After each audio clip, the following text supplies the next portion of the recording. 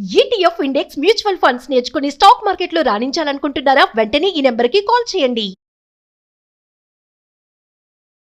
నమస్తే నల్లి గారు. నమస్తే అండి. నమస్తే. ఫ్లైట్ క్రాష్ అయింది, ఎయిర్ ఇండియా ఫ్లైట్. చూసాం, మనం చాలా బాధపడ్డాం, దిగులు పడిపోయాం. ఏంటి దేవుడా ఇట్లా జరిగిపోయింది అనుకుని ప్రతి ఒక్కరం కృంగిపోయాం. అందులో ఉన్న ప్రతి ఒక్కరిది ఒక్కొక్క స్టోరీ. దీన్ని మనం రకరకాలుగా బయటకు వచ్చిన స్టోరీని వచ్చినట్టుగా మాట్లాడుకుంటున్నాం. ఒక సైకాలజిస్ట్గా మీ ఒపీనియన్ ఏంటండి? నేను మా ఇంట్లో ఒక చిన్న ఇన్సిడెంట్ చూశానండి. రేపటి రోజున అంటే అమ్మో, ఇప్పటి వరకు నువ్వు కూడా ఎన్నిసార్లు ఫ్లైట్లలో వెళ్ళావు అమ్మో అంటే ఆల్రెడీ జరిగిపోయిన దాన్ని ఫ్యామిలీ మెంబర్స్ తీసుకుంటున్నారనమాట. మనం ఎన్నిసార్లు వెళ్ళుంటాం, అంటే అంటే వాళ్ళు ఎలా తీసుకున్నారా అని నాకు ఒక్కసారి మైండ్ కనిపించింది, నా మనసు కనిపించిందండి.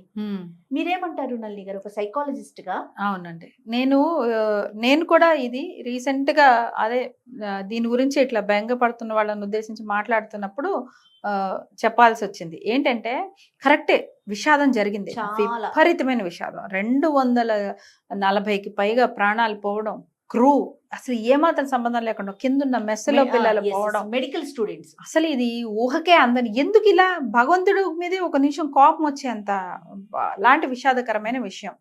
కానీ తర్వాత ఏమవుతుందంటే ఒక్కొక్క స్టోరీ బయటకు వస్తాడు. వాళ్ళెవరో లండన్లో సెటిల్ అవ్వాలని వచ్చారట, ఇప్పుడే లండన్లో. ఆయన ఎవరో భార్య ఎక్కడ పోతే అస్థికలు కలపడానికి వచ్చాడట, 2 పిల్లలు అక్కడ అనాథలు అయ్యారు. మరో కూతురని అలా ఒక్కొక్క రోజు వస్తుంది. దానివల్ల ఏమవుతుందంటే అండి, నేను ఒకటే చెప్పాను, 240 పైన జీవితాలు పోయాయి, ప్లస్ కింద అందరినీ కలుపుకుంటే కూడా ఒక్కొక్కడిది ఒక్కొక్క స్టోరీ. ఖచ్చితంగా కదా. అంటే విపరీతం విషాదానికి, ఇంకా ఇది అంతే కదా, చావు అనేది ఇంకా విషాదానికి అంతిమ ప్లేస్ కదా, లాస్ట్ ప్లేస్ అది. అంటే ఇన్ని విషాదకరమైన వార్తలు, ఇన్ని విషాదకరమైన విషయాలు, నేపథ్యాలు, ఇవి మనకేమవుతుంటే సోషల్ మీడియా వల్ల మనం ఇది కన్జ్యూమ్ చేసి మనం తెలియకుండానే మనలో ప్రయాణం పట్ల, పర్టికులర్గా ఫ్లైట్ పట్ల కానీ వీటి మీద మనం ఒక భయాన్ని క్రియేట్ చేసుకోవడం అయిపోతుంది. సో ఇది మనకి తెలియకుండానే మనలో ఒక ఫోబియా క్రియేట్ చేస్తుంది. చనిపోయిన వారు చనిపోయారు, వాళ్ళ ఆత్మకు శాంతి చేకూరాలని మనం మనస్ఫూర్తిగా కోరుకోవాలి. అక్కడతో అది ఆ కాంటెంట్ కన్జ్యూమ్ చేసుకోవడం ఆపుకోవాలండి. మనం ఒక్కొక్క చోట మనకి తెలియాలి, ఎక్కడ కాంటెంట్ కన్జ్యూమ్ చేసుకోవాలో ఆపడం మనకి తెలియాలి. మీకు ఇంకా వస్తూనే ఉంటే మీరు కన్జ్యూమ్ చేస్తుంటే ఏదో ఒక ఫ్యామిలీ నేపథ్యం మన ఫ్యామిలీతో సింక్ అయ్యే అవకాశం ఉంటుంది. అప్పుడు ఏమవుతుంది, మీకు ఎగ్జాంపుల్ చెప్తాం. మనం ఏదైనా ఒక సినిమా చూస్తూ ఉంటాం, మనం అది సినిమా అని తెలుసు, అది అయిపోతుందని తెలుసు, 2.5 గంటలు అని తెలుసు, ఆ పాత్ర దాని యాక్టింగ్ అని తెలుసు, అయినా మనం ఎక్కడో కనెక్ట్ అయ్యి మనకి కన్నీళ్ళు వచ్చేస్తాయి. అవునండి, ఏడుస్తాం. మనం ఒక్కోసారి చూసిన సినిమాలో అది అవుతుందని తెలిసి కూడా మళ్ళీ మనం ఏడుస్తూ ఉంటాం. ఎందువల్ల అంటే ఆ పాత్రలో మనకి తెలియకుండానే మనం ఆ పాత్రతో మన జీవితాన్ని కూడా ముడివేసుకొని, అరే మనకే ఇలా జరుగుతోంది అని ఒక భావించి మనకి తెలియకుండానే ఏడుపు వచ్చేస్తూ ఉంటుంది. అంటే మనిషికి తొందరగా ఆ ప్లేస్లో వాళ్ళని పెట్టుకొని తను ఊహించుకునే లక్షణం ప్రతిసారి ఉంటుంది. ఎంపతి అనుకోండి, సింపతి అనుకోండి, ఏదైనా కారణంగా దీనివల్ల. ఇప్పుడు ఇవన్నీ తెలుసుకుంటూ ఉంటే ఏమవుతుందంటే మన కుటుంబంలో కూడా ఏదో ఒక నేపథ్యం జరగచ్చు. ఇప్పుడు మీరు ఇందాక అన్నట్టు వర్క్ ఉంది, మీరు ఫ్లైట్ ఎక్కి ఇంకో చోటకి వెళ్లాల్సి వస్తుంది. ఇప్పుడు ఈ కుటుంబంలో వాళ్ళ ఆ అమ్మాయి ఎవరో అలా ఫస్ట్ జాబ్ కోసం వెళ్ళిందనో మరొకటనో వింటేటప్పటికి ఏమవుతుంది, ఇంకా ఇంట్లో ఉన్న వాళ్ళకి కానీ మనకు కానీ భయం. ఏమైపోతే మనం కూడా ఇలా ఎక్కిన వెంటనే అది అయిపోతే మన వెనకాల వాళ్ళు ఏమవుతారు అనే ఒక భయానికి మనం లోనయ్యే అవకాశం ఉంటుంది. సో ఇలాంటి ప్రతి ఒక్కరు వెళ్ళి అంత చెక్ చేయలేం. మెయిన్ థింగ్ ఏంటంటే భయం తప్ప దీని నుంచి మనం ఇంకేం రాదు. ఇప్పుడు వేరే విషయాలు అనుకుందాం. ఫర్ ఎగ్జాంపుల్ కరోనా అప్పుడు కూడా చాలా చావులు తెలిసాయి మనకి. అవును, అప్పుడు కూడా ఎక్కువ వార్తలు విని ఊరికే ఆ నెంబర్స్ కోసం కంగారు పడతో చెయ్యకండి అని చాలా మందికి మేము చెప్పాల్సి వచ్చింది. ఆన్లైన్ లో కౌన్సిలింగ్స్ ఇస్తున్నప్పుడు ఆ నెంబర్లు మీరు పట్టించుకోవద్దు, మీరేం జాగ్రత్తగా ఉండగలరు మాత్రమే ఆలోచించండి, మీరేం జాగ్రత్తగా ఉండగలరు మాత్రం ఆలోచించండి అని చెప్పాం. ఎందుకంటే అక్కడ వాళ్ళు జాగ్రత్త తీసుకోగలిగింది ఏంటంటే 10 మందితో కలవకపోవడం, ఓ చోట ఉండటం, జాగ్రత్తగా ఉండడం. కొన్ని థింగ్స్ మాత్రం అట్లీస్ట్ మన కంట్రోల్లోనే. ఇప్పుడు ఇలాంటి విషయాల్లో ఏముంటాయండి మన కంట్రోల్లో థింగ్స్? అసలు ఫ్లైట్ ఎక్కాము, మన ఇంజిన్ చెక్ చేయగలుగుతామా? అది బాగవుతుందో లేదో చూడగలుగుతామా? కొత్తగా ఏమైనా ఈ సోషల్ మీడియాలో వస్తున్నాయి, మీరు బుక్ చేసుకునేటప్పుడు దాని వెనక్కి వెళ్ళి దాని రిజిస్ట్రేషన్ ఇయరు ఇవన్నీ మీరు కనుక్కోండి అని అంటున్నారు. మనం ఇప్పుడు ఎన్ని వందల ట్రైన్లు బస్సులు ఎక్కామండి, మనం ఎన్నిటికీ ఇలా చేయగలుగుతాం చెప్పండి? 5 నిమిషాలు 10 నిమిషాలు అయ్యే పని అసలు అందరికీ పోని అనుకుందాం, నేను 5 నిమిషాలు తీసుకుంటా, పావు గంట తీసుకుంటాను. ప్రయాణించే ఎంతమంది దగ్గర అలాంటి ఒక యాక్సెస్ ఉంటుంది, అంత నాలెడ్జ్ ఉంటుంది, ఇవన్నీ మనం చేయగలుగుతామా? అసలు ప్రాక్టికల్ గా కుదిరే విషయాలే కుదురుతుందా ఇవన్నీ? రేపొద్దున ఆఫీస్ లో మా బాస్ నంత వెళ్ళమన్నారు మీటింగ్ కి, కాదు సార్ ఈ ఇంజన్ మోడల్ ఇది ఉంది కాబట్టి నేను ఈ ఇంజన్ మోడల్ ఉన్నది ఎక్కను, ఈ ఇంజన్ మోడల్ మాత్రం ఉన్నదే ఎక్కుతానని చెప్పగలిగే కంట్రోల్ ఎంప్లాయీకి ఉంటుందా అండి? ఇవన్నీ ప్రాక్టికల్ గా జరిగే విషయాలేనా? సో ఇక్కడ ఇలాంటి సందర్భాల్లో మన కంట్రోల్లో ఏం ఉండదు. మళ్ళీ మనకు అవసరం అయితే మనం ఫ్లైట్ ఎక్కాల్సిన దూరం అయితే ఫ్లైటే ఎక్కాలి, రైలు ఎక్కాల్సిన దూరం అయితే రైలే ఎక్కాలి, బస్ ఎక్కాల్సిన దూరం అయితే బస్సే ఎక్కి వెళ్ళాలి. ఇది కాదని ఎట్లా వెళ్తాము? కార్లలో వెళ్తుంటే యాక్సిడెంట్లు అవ్వట్లేదా? ట్రైన్ యాక్సిడెంట్లు అవ్వట్లేదా? ఫ్లైట్ వెళ్తే ఫ్లైట్ అవ్వట్లేదా? పడవలో వెళ్ళిపోతే మునిగిపోవట్లేదా?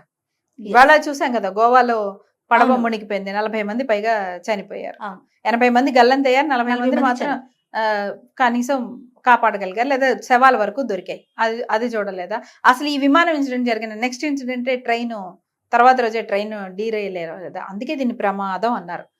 ఏమి మీరు నేను కంట్రోల్లో ఏమీ లేకుండా అనుకోకుండా మనం ఎక్స్పెక్ట్ చేయకుండా జరిగే సంఘటన కాబట్టి దాని పేరు యాక్సిడెంట్ అన్నారు. అసలు మీరు మీడియాకి ఏం చెప్పదలుచుకున్నారు నల్లి గారు, మీ ఒపీనియన్? సో మీడియా ఎన్నైనా వేస్తుంది, అది వాళ్ళ బాధ్యత, అది వాళ్ళ పని. ఒకళ్ళ గురించి తెలిసింది, వాళ్ళ నేపథ్యం తెలిసింది అంటే ఖచ్చితంగా మీడియా వాళ్ళు దాని గురించి వేస్తారు. మేబీ కుటుంబానికి కూడా కొంచెం సాంత్వనం ఉంటుందేమో, అరే మన గురించి మన వాళ్ళ గురించి కూడా ఒక 2 మాటలు చెప్పారులే అని వాళ్ళు కూడా కొంచెం ఒకసారి చూసుకొని వాళ్ళు కూడా ఒక సాంత్వనం పొందుతారేమో. అది వాళ్ళ తప్పు కదా, అది వాళ్ళ పని. కానీ ఇండివిజువల్ గా అది మన మానసిక స్థాయి మీద ఎలా ప్రభావం చూపిస్తున్నది ఎవరికి వాళ్ళు చెక్ చేసుకోండి అని నేను చెప్తున్నాను. ఇది అన్నిటికీ అప్లై అవుతుంది. రోడ్డు ప్రమాదాల వల్ల చనిపోయే చావులే ఎక్కువగా చూస్తూ ఉంటాం. సో అలా అని మనం రోడ్డు మీద ప్రయాణించడం ఆపడం లేదు కదా, మన పనులు ఆపుకోలేం, మన జీవితాన్ని ఆపుకోలేం కదా. సో ఏమైనా సరే ఇలాంటి ప్రమాదాలు ఏవైనా సరే ఎక్కువగా కన్జ్యూమ్ చేయకూడదు. 1-2 చూసినప్పుడు దాని నుంచి మనం ఏం జాగ్రత్తలు తీసుకోగలం అన్నంత వరకు మాత్రమే మనం ఆలోచించుకోగలగాలి తప్ప అంతకుమించి ఎక్కువ ఈ నెగిటివ్ కాంటెంట్ కన్జ్యూమ్ చేసుకుంటే మనకి ఏంటంటే మన మానసిక స్థాయి మీద అది డెవలప్ అయ్యి తెలియకుండా, అంటే ఎవరు ఎంత వల్నరబుల్ అనేది వాళ్ళకు కూడా తెలియదండి. అంటే ఏదైనా ఒక విషయం నా మీద ఎంత ప్రభావం చూపిస్తుంది అనేది నాకు కూడా తెలియదు, చెప్పలేను. అది నా మీద ప్రభావం చూపించేంత వరకు కూడా మనకు అర్థం కాదు.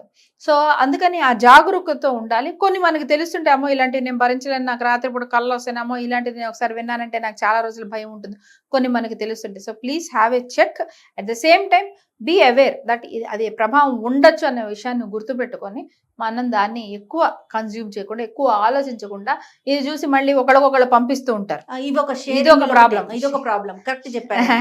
షేర్ చేస్తూ ఉంటారు. ఎక్కువ సార్లు మనం చూస్తుంటాం, అయ్యో చూసారా, నువ్వు చూస్తేనే నీకు బాధ అనిపిస్తుంది, అయ్యో అనిపించింది, షాక్ అనిపించింది, మళ్ళీ నువ్వు ఇంకొకళ్ళకి పంపిస్తున్నప్పుడు, ఇలా ఫ్యామిలీ గ్రూపుల్లో ఫ్రెండ్స్ గ్రూపుల్లో పంపిస్తున్నప్పుడు ఎవరి మానసిక స్థాయి ఎలా ఉంటుంది అనేది మనం చెప్పలేం. కాబట్టి దయచేసి అలాంటివి మనం మానుకోవాలి.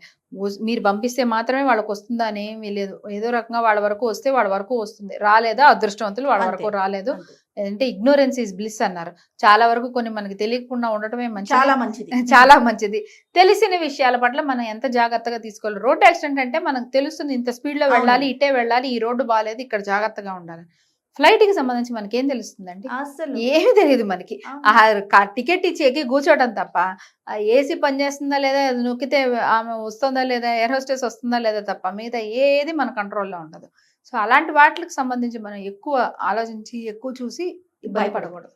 Right, thank you so much. Thank you.